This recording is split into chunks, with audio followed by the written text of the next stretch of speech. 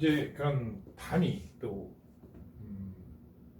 한꺼번에 쭉 배웠었는데 그런 걸 가지고서 우리가 지금 앞으로 다루게 될 많은 단위들, 그런 단위들과 어떤 연관이 있는지 하는 것을 이제 기존에 여러분들이 이제 요 전에 물리학 같은 데 배웠던 역학 같은 데 배웠던 그런 개념들하고 같이 엮어 가지고서 우리가 다루게 되는 그런 단위들이, 그런 것들이 어떤 관계를 가지고 있는지 한번 봅시다. 살펴봅시다. 우선 어떤 질량,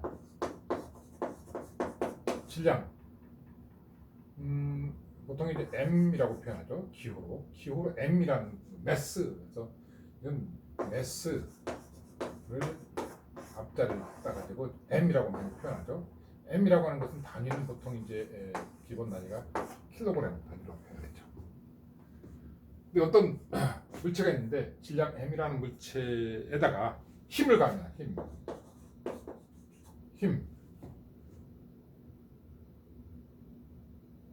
힘이라고 하는 것은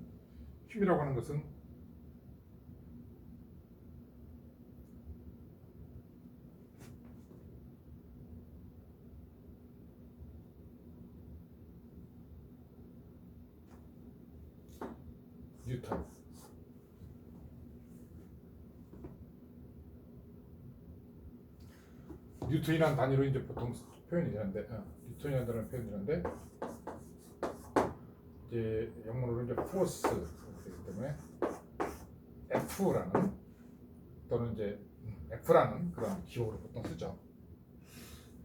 근데 이제 왜 지금 질량과 힘을 갑자기 이제 얘기했느냐? 어떤 질량이 있는 물체라는 것은 질량을 가지게 되겠죠. 어떤 물체에다가 힘을 가하게 되면 그 물체는 움직이게 된다. 어떤 물체에다 힘을 가하게 되면 그 물체는 움직이게 된다. 그렇죠? 힘을 가하면 움직이죠. 물체에다 힘을 가하면. 그럼 움직이고 있는 물체는 어떻게 되냐? 움직이고 있는 물체에다가 힘을 가하면 움직임이 달라진다.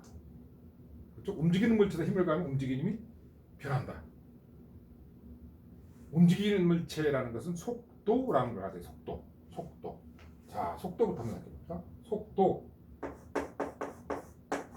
속도라는 것은 거리, 주어진 시간 동안에 얼마만큼 거리를 움직이느냐 하는 것을 우리가 속도 또는 속력이라고 하죠.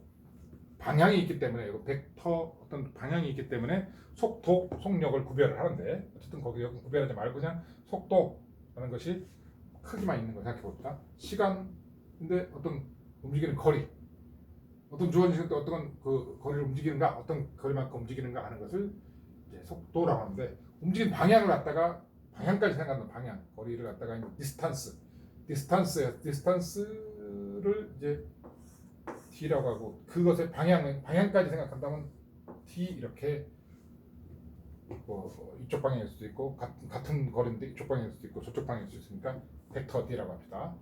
겹으로 써요. 벡터 D라고 하기 때문에 그거를 주어진 시간 T로 나눠주게 되면, 가진 시간 T로 나누면 그게 델타 T 동안에 델타 T만큼 움직이는 거, 이것을 우리가 델타 T분의 델타 T만큼 움직인다. 이것을 우리가 속도, velocity, V라고 하는데, 이게 벡터이기 때문에 이것도 벡터 표현되죠. 벡터로 V라고 표현할 수도 있고 U라고 표현하기도 하는데, 또 속도 V라고 하죠. 이렇게. 근데 이것은 델타 T분의 델타 D 이렇게 했는데, 이것이 시시각각 계속 변화하고 있다고 한다면, 어떤 순간의 속도라고 하는 것은 이 관찰 시간을 아주 짧게 가져갔을 때 이제 더 정확하게 관찰할 수 있겠는데, 관찰 시간을 아주 짧게 델타 T를 제로에 가깝게 극한치를 취하게 되는 그것을 우리가 속도 V라고 하죠. 그래서 이것을 우리가 DT분의 DT 하기 좀 뭐하네. 그래서 DT 하기 좀 뭐하니까 그냥 디스턴스의 세 번째 문자인 S를 가지고 표현하죠. S 이렇게 S 여기도 S. 디스턴스를 D라고 표현을 하고 싶은데 D라고 표현하지 않고 S로 많이 표현하는데 S로 표현하는 이유가 뭐냐? 바로 이런데 D자를 이런 미분에서 D하고 혼동이 되기 때문에 이제 이렇게 S를 보통 쓰게 된다. T분의 DS 해서 이것이 바로 속도가 되는데 속도는 그래서 단위가 이 거리는 뭐예요? 거리는 미터죠 단위가. 그리고 시간은 세크. 미터 퍼 세크죠. 미터 퍼 세크. 미터 퍼 세크. 단위는 미터 퍼 세크. 이런 움직임을 하고 있는 이런 움직이고 있는 물체가 있어요. 거기다가 힘을 가하게 되면 그 움직임이 변하겠죠. 더 빨리 움직인다든지 움직이는 방향을 바꾼다든지 또는 속도가 느려진다든지 아니면 아예 반대 방향으로 움직인다든지 움직이는 것이 달라진다는 거죠. 움직임이 달라진다. 어떤 움직이고 있는 물체는 어떤 물체에다가 어떤 물체에 그 물체라는 것은 속도가 제로일 수도 있고 아닐 수도 있기 때문에 속도가 제로일 수도 있는 속도 V로 지금 운동하고 있다. 거기에 그게 질량이 M이다. 근데 거기에 힘을 가하게 되면 뭔가 운동 상태가 바뀐다. 운동 상태 바뀌는데 그것이 더 빨라질 수도 있고 더 느려질 수도 있고 방향이 바뀔 수도 있고 그걸 뭐라고 하냐면 가속도라고 해요. 가속도.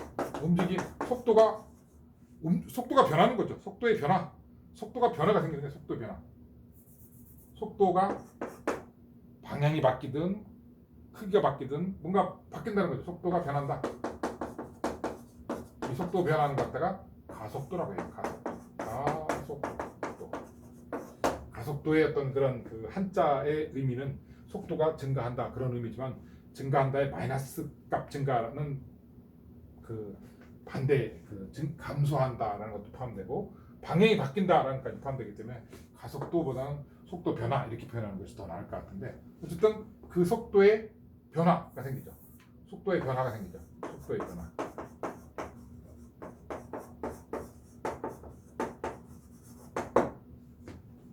다시 말해서 어떤 주어진 시간 동안에 속도가 변한다. 얼만큼 변하느냐. 속도가 변하는 거. 이 속도가 변하는 걸 갖다가 가속도라고 하는데 속도의 변화가 생긴다는 거죠. 속도의 변화. 이걸 갖다가 속도의 변화를 A라고 하죠. A는 뭐죠? acceleration. 원문에서도 acceleration, 가속, acceleration, 속도가 증가하는 거 쪽으로 이렇게 했기 때문에 가속도라는 거 그대로 번역한 거예요. 이게 acceleration. acceleration은 A를 따고 A 벡터라고 한 거예요. 방향이 바뀔 수도 있어요. 속도는 그대로 유지한 상태, 속력은 그대로 유지한 상태, 방향만 바뀔 수도 있고, 방향이 반대가 될 수도 있고, 더 빨라질 수도 있고, 다양한 어떤 속도 변화가 있을 텐데 그 속도가 변해요. 다시 얘기해요. 어떤 속도로 움직이고 있는 그런 물체가 있는데 그 물체에다가 힘을 가하게 되면 움직이고 있는 힘을 가하게 되면 더 빨리 움직일 수도 있고 가다가 퍽 쏠 수도 있고 힘을 가하게 되면 뒤로 올 수도 있고 옆으로 갈 수도 있고 그렇게 속도가 변한다. 속도가 변하는데 그 속도의 변화를 우리가 acceleration 그걸 수학적으로 쓰면 속도의 변화 dt분의 dv라고 쓸 수가 있는 거죠. 그럼 이제 이것은 dt 제곱분의 d 제곱 s라고도 이렇게 이걸 적용해서 v가 이거니까 이렇게 쓸 수도 있어요. 어쨌든 이 속도의 변화라고 하는 것은 단위가 이게 미터 퍼 세컨인데 미터 퍼 세컨인데 그거에 다시 세크 이렇게 되니까 이것의 단위는 미터 퍼 세크의 제곱. 가속도의 단위는 그래서 미터 퍼 세크 제곱이 되는 거죠. 그런데 그 가속도가 얼마큼 해야 되느냐? 가속도라는 것은 힘의 크기와 방향에 비례하고 가해지는 힘의 크기와 방향에 비례하고 힘의 크기와 방향을 우리가 F 벡터라고 이게 벡터로 표현하게 되면 F 벡터가 되는데 가속도라고 하는 것은 속도에 변하는 것은 여기에 가해지는 힘의 방향과 크기 이것이 이렇게 밀었다면 이쪽 방향으로 할 것이고 이렇게 당겼다면 이쪽 방향으로 할 것이고 이렇게 치올리면 이쪽 방향으로 하겠지. 이런 방향으로 힘을 받겠죠. 그래서 힘의 크기와 방향에 의해서 그거에 비례하고 힘의 크기와 방향이 비례하고. 근데 이 힘을 가해주는데 이게 지금 엄청나게 무거운 거였다. 엄청나게 무거운 거면 잘 안 움직이죠. 힘을 어지간하게 가해줘야 하고서는. 근데 또 가벼운 것 같으면 힘을 적당히 가해줘도 툭툭 밀 거예요. 이렇게. 질량이 큰 거는 아무래도 잘 안 움직이고, 질량이 작은 것들은 질량이 작은 것들은 잘 움직이겠죠. 그 질량에 반비례해요. 질량에 반비례하는 가속도는 속도의 변화라고 하는 것은 가해준 힘에 비례하고, 힘에 비례하는데 그 비례하는 것이 방향까지도 힘의 방향에 의해서 결정이 돼요. 힘의 방향에 의해서 가속도가 나타나고, 그리고 크기도 비례하고. 다만 질량에는 반비례하죠. 질량이 크면 클수록 덜 생기겠죠. 작을수록 잘 영향을 받고, 그 질량에 반비례한다. 이런 걸 처음으로 이런 사실을 실험적으로 여러 가지로 처음 찾아낸 사람이 누구냐? 처음 알아낸 사람이 뉴턴이죠.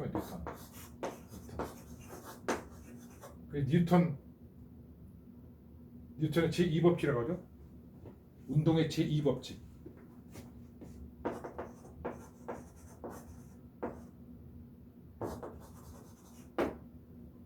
운동의 제2법칙이죠. 이걸 우리가 이제 펼쳐서 이렇게 우리는 알고 있죠. F는 ma다. 이렇게 알고 있는데, 사실 개념적으로 이건 접근하기가 이게 낫죠. 이게 더 어떤 물체에, 질량 m이라는 물체에다가 힘을 가하게 되면 속도의 변화가 생기는데, 그때 속도의 변화는 가해준 힘의 방향에 비례하고, 힘의 크기에 비례하고, 또 질량에 반비례한다. 질량이 반비례한다. 그래서 이렇게 A는 F 나누기 M 이렇게 쓸 수가 있죠. 그걸 이제 펼쳐서 F는 MA 이렇게 되는데, 그래서 힘의 단위는 어떻게 되냐면은 질량이 킬로그램에다가 조금 전에 그 가속도 단위가 미터 퍼 세크 제곱이라고 했죠. 그러니까 킬로그램 미터 퍼 세크 제곱. 이게 바로 힘의 단위예요. 힘의 단위는, 자, 우리가 기본 단위로 세크, 기본 단위로 미터, 기본 단위로 킬로그램, MKS 단위계에서의 그 기본 단위들이죠. 그걸 가지고서 표현하게 되면 킬로그램 미터 퍼 세크 제곱 이렇게 되는데, 그게 바로 힘의 단위죠. 힘의 단위는 킬로그램 미터 퍼 세크 제곱.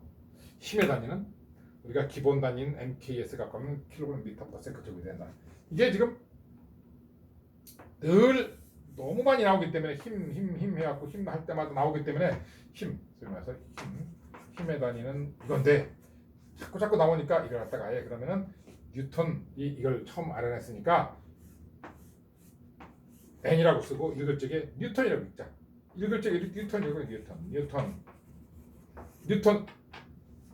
뉴턴 뭐냐? 킬로그램 미터 퍼 세크 제곱을 뉴턴이라고 정해서 읽는 거예요. 그렇게.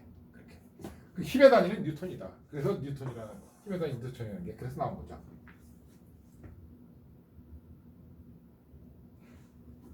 그러면 이번에는 어떤 힘을 가해서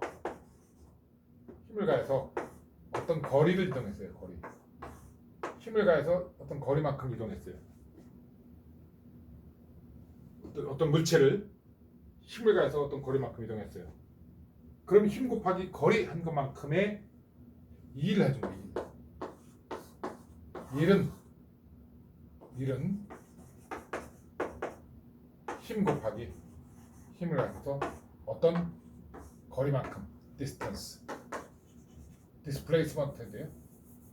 displacement, place가 바뀐 정도, 다시 말해서 얼마큼 이동한 거리 이렇게 되겠죠. 이동 거리. 그래서 1이라고 하는 것은 힘 곱하기, 근데 그게 방향이 같은 방향이 아니라 이제 그 힘은 미는데 이쪽 방향으로 이동하는데 이렇게 힘을 가해줄 수 있죠. 이렇게 힘을 가할 수 있겠고, 힘을 가해주는데 힘이 미는 그 방향이 아니라 옆구리일 수도 있어요. 다른 방향일 수 있어요. 그렇기 때문에 그때 힘이라는 것은 내적된 그런 그 힘과 거리가 내적된 그런 것들을 계산이 돼야 되는데, 그 두 개의 내적된 걸 우리가 1이라고 하죠. 이만큼 일을 해준 것이다. 힘 곱하기 거리 한 것이 1이다. 힘도 벡터고 거리도 벡터고, 그걸 갖다가 벡터 내적한 것은 우리가 앞으로 이제 벡터에 대해서 여기서 뭐 또 배울 거지만 다시 벡터를 여러분들 기본적으로 다 알고 있죠. 내적한 것은 1이다 해갖고 이제 스칼라가 돼요. 스칼라. 벡터 내적한 스칼라. 이것은 지금 단위가 어떻게 되는가? 1의 단위는 1의 단위는 이게 킬로그램. 아까 이거였죠? 뉴턴이었죠 아까? 뉴턴. 이건 미터. 뉴턴 미터라는 단위를 갖네. 뉴턴 미터라는 단위를 갖는데 풀어서 말하면은 사실은 뉴턴이 킬로그램 미터 퍼 세컨드 제곱이었고 여기에 미터를 곱한 거니까 미터가 하나 더 곱해졌고 이것이 바로 해준 1의 단위, 1의 단위. 해준 1의 단위. 해준 1만큼 다른 말로 2를 해준 것 이렇게 표현하죠. 그 1을 해준 만큼 에너지 소비된다. 에너지를 소비한다. 이렇게 말할 수 있겠죠.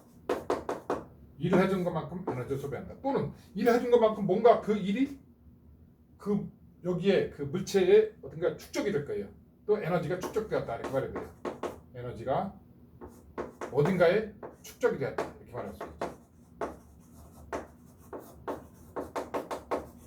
어쨌든 에너지 일을 해준 것만큼 에너지가 소모되든지 그 소모된 에너지가 그 어딘가에 그 쌓이게 되든지 그래서 일을 해준 것만큼 에너지를 받게 돼. 그러니까 에너지만큼 일을 받기도 하고 일을 해준 것만큼이 에너지로 쌓이기도 하고 이게 에너지 소비했으면 소비한 것만큼 일이 되는 거고 일을 해준 것이